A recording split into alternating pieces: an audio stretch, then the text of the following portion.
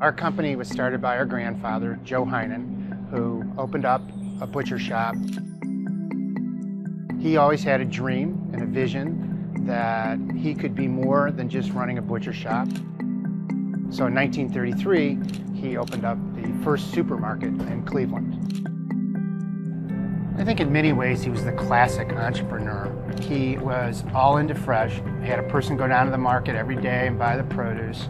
So he was very attuned to the quality part of what he bought. The whole premise of having the best available food and really creating an experience where your customer wants to come back has always been at the forefront of what Heinen stood for.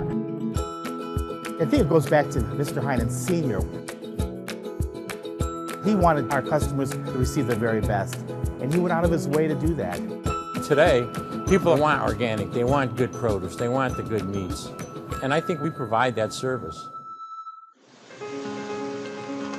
Down here at the Warehouse 1, we have Central Bakery, we have Central Meat, we have the Sausage Kitchen and the Salad Kitchen, we have dairy and freezer. We have several different salads. This one right here is our Greek salad. We prep everything the day before. Quality. That's the name of the game.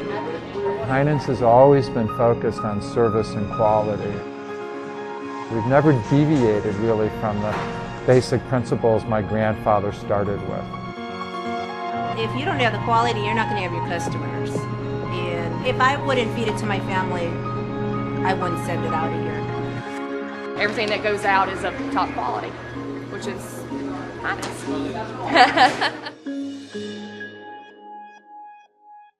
We started in 1929. As I said, my grandfather was a butcher and opened the first supermarket in Cleveland in 1933.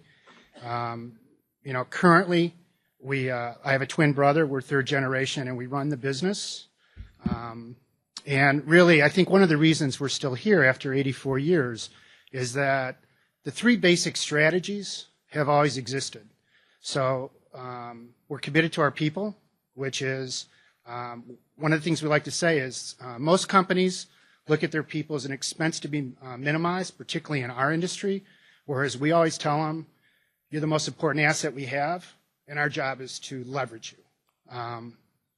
And our company, Joe's firm, actually subscribes to really the thinking of a service profit chain model written by some Harvard professors. It's the backbone of their company. And what it really says is that highly satisfied associates drive highly satisfied customers, drive profitability to reinvest in the business. And so everything for us starts with having associates who love working for Heinen's.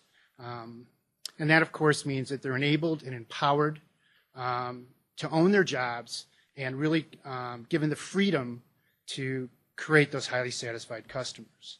The second part, which is probably a little bit more relevant to this forum, is product. And, the simple thing, my grandfather believed to sell the best, you have to buy the best. And he's always said that kind of comes out in the video. We seek the best product from all over the world with specific attention to knowing our sources. That is a huge point of difference with how we come to market as a company. And we continue to expand our private label offerings, both in packaged goods and perishable categories. So a lot of our meat items are under our label, Heinen's Own Beef, Heinen's Own Pork, that type of thing. Our commitment is clearly to fresh. Like a lot of regional players in the supermarket industry, we choose to differentiate on fresh. And but what's important to the customer that that a retailer needs to understand, and I think this is the first bullet point. Interestingly, our moderator kind of summed it up: meat and produce. That if you want to win in our industry, you've got to win in meat and produce, because people shop first and foremost for those items. And candidly, it's flip-flopped. 40 years ago, meat was more important than produce, but today produce clearly is the most important item. 85% of our shoppers buy produce on any time they're in our store, and 40-some% buy a meat item. But they're both very important in terms of customers determining where they shop. However, what's changed over time is the departments, what I would call their fringe departments, which really aren't fringe departments anymore, deli, prepared food, seafood, wine and beer, wellness, have become very important departments. And if you're not starting to excel, or you do excel in those departments, you're encouraging the customer to fragment, which is one of our biggest challenges. You need a relevant, but not necessarily the largest selection of food in all categories. You know, you go to our stores are sized anywhere from, we have a real little one at 20 that was kind of an experiment, but basically they're in the 40 to 55,000 square foot range. Typical Kroger, lots of stores are 60,000 plus, and you'll see that they have many, many brands. But what we believe is the trend is people don't want tons of selection. They want the selection they want, and that's relevant. And I think you're going to see that start to really change in our industry as time goes on. But probably the one thing that has changed in retail in my 35 years at Heinen's is we used to get them in and get them out. In 1978, when I started working, you know, much bigger baskets per trip. Supermarkets were the only place you could buy the items we sell. And today, it's about the experience the customer has. If it is sterile, unengaged, it gives customers typically a reason to shop somewhere else. However, if it's a good experience and it's a highly engaging experience and customers actually feel better when they leave the store than when they came in, then your chance of getting those customers to come back. Joe's company we work with, as he mentioned, and we started out with customer satisfaction surveys, and the average of, I don't know, how many companies? How many companies did we say? Grocery? 48. So 48 brands, different banners. The average of highly satisfied customers in that group is about 63%. The average at Heinen's is 80, which means that 8 out of 10 customers that cross our threshold are virtually guaranteed to come back the next week. So to us, it's all about that, creating that experience so customers are committed to coming back week after week. So what's important to a customer for a producer to understand? And this is, you know, we get this information all different kinds of ways. It really supports, I think, what Joe was pointing out, which is, where does the food come from? People will ask that all the time. How was the food raised? Whether it's in fields or in pastures, in feedlots, in the oceans, people clearly care and they want to understand it.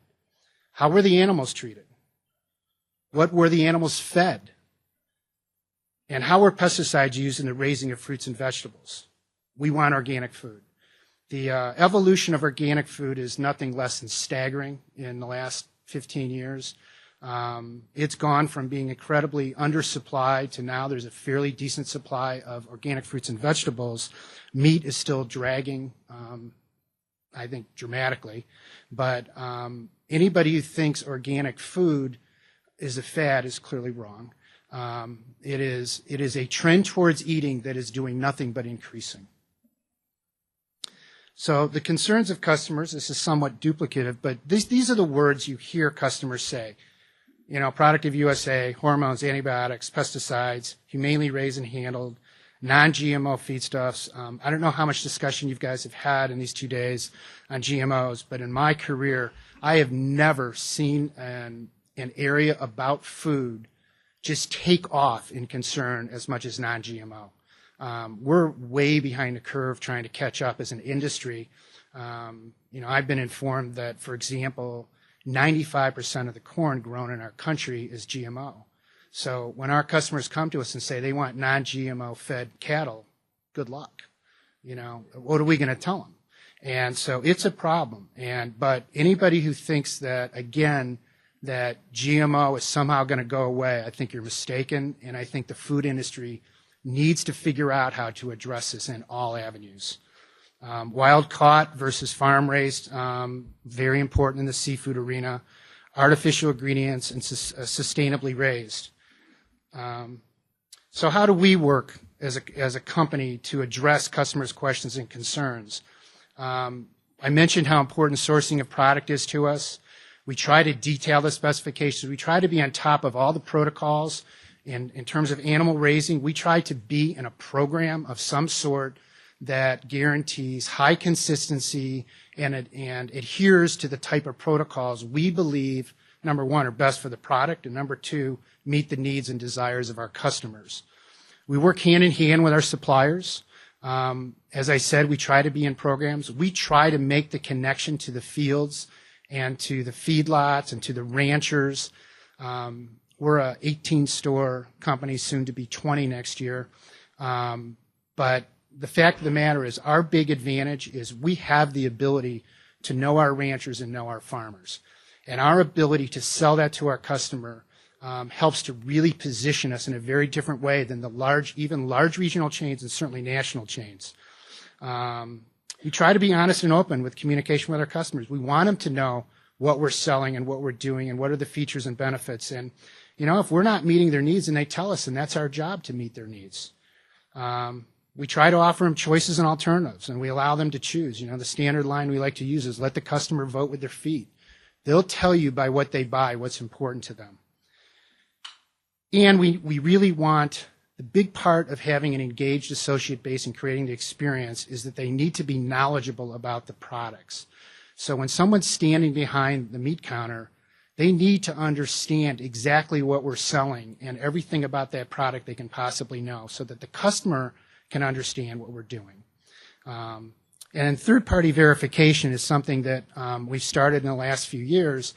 And I'm hoping not to offend anybody in this room, but our experience has been that if you trust the Avid-David system that a lot of people have used, and we did too in the past, it just isn't effective. That ranchers and farmers will not always follow the protocols you set up. And I think they're well-intentioned, just so you know. I don't think they're doing it in a way to cheat, but I think there is often cases where the growers, the ranchers, first of all, they don't always buy into all the protocols, and therefore they don't see the value in it. And so when push comes to shove, sometimes they'll be like, you know, that's not matter. I'm growing a great animal. But to us, who are the retailer, who are making claims to our customer, it's extremely important.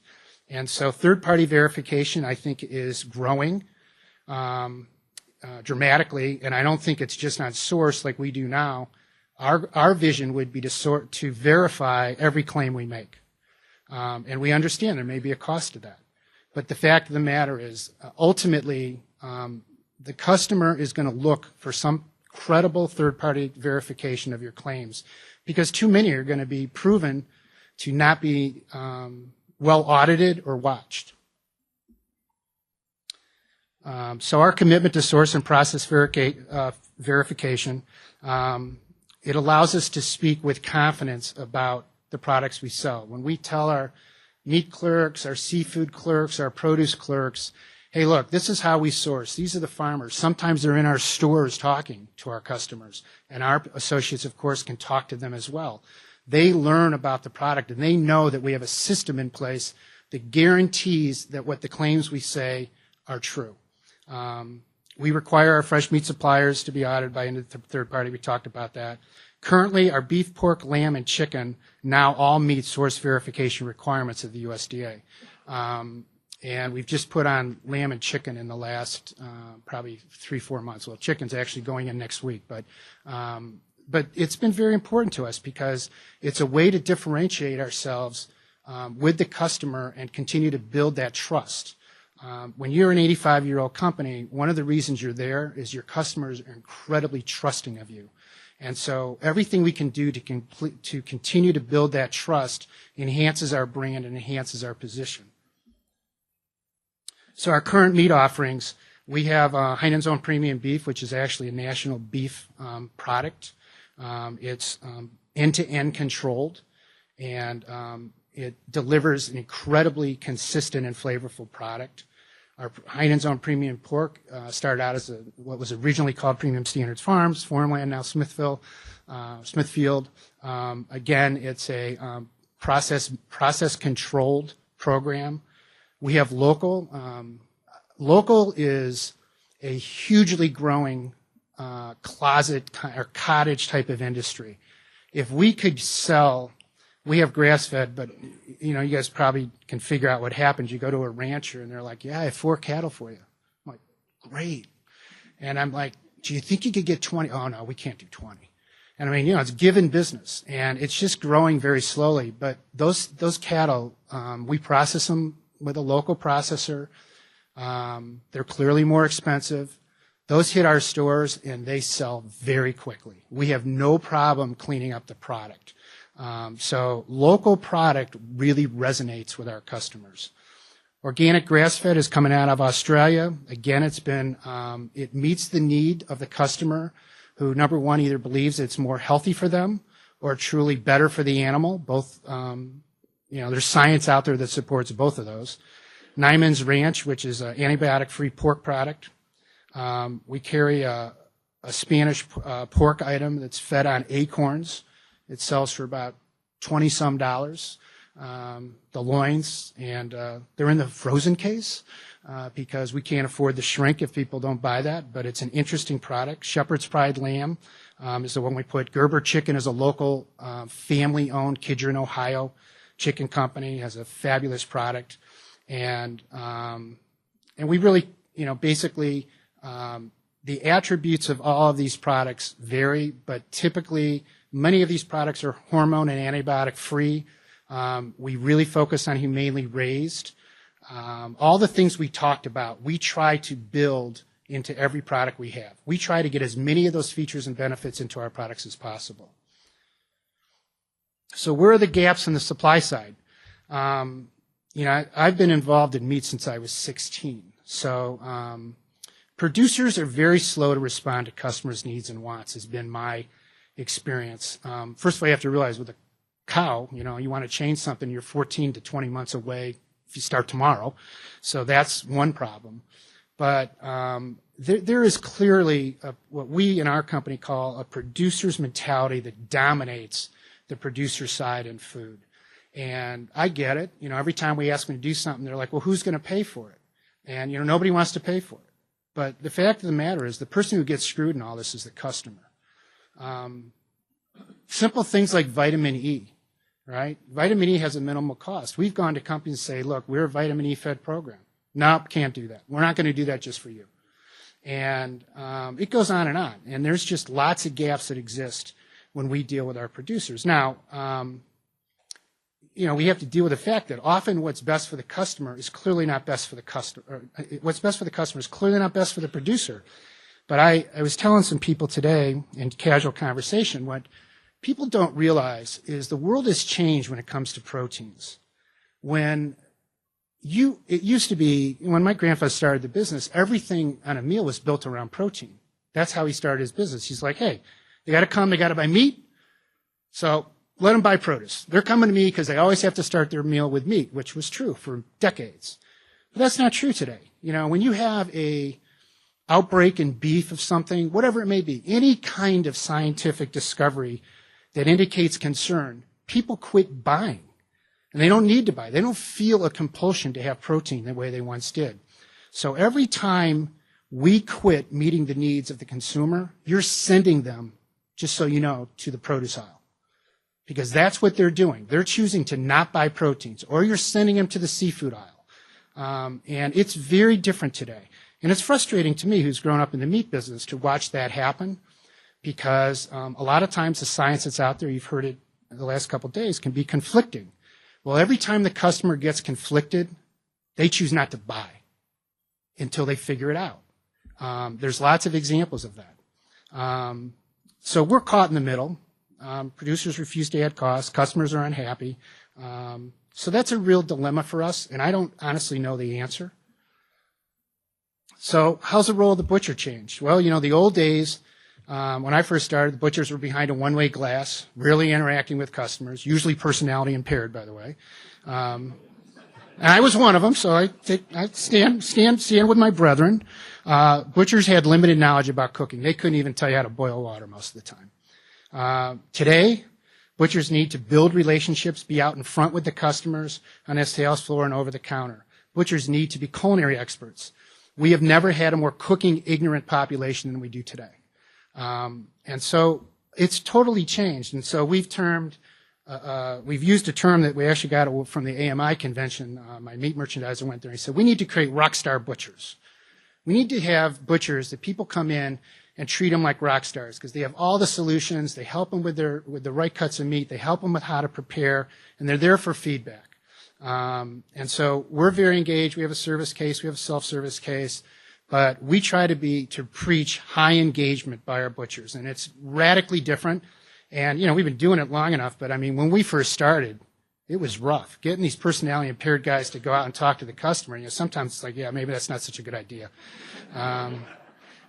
They weren't particularly clean sometimes, kind of scruffy. It's like, yeah, we hire the homeless. But it's changed. I mean, you look at these pictures, and these people all make great appearances, and they're very engaged. So we're committed to open and honest communications. I meant it. You can't possibly read this, but what it is, we got caught in a Facebook, what I call terrorist attack, which we've all been subject to. This woman who was just awful. We did not update our website about antibiotics, I believe is the comment, and we changed from a completely antibiotic-free to the National Beef Program as antibiotic-free for 300 days. And so it wasn't corrected on the website, which upset me to say the least. But she took us to task and told us how dishonest we were and everything you can imagine. And but the reason she's a terrorist is I personally called her, left her a message and said, look, you're 100% correct. That was our feeling. It was unintentional.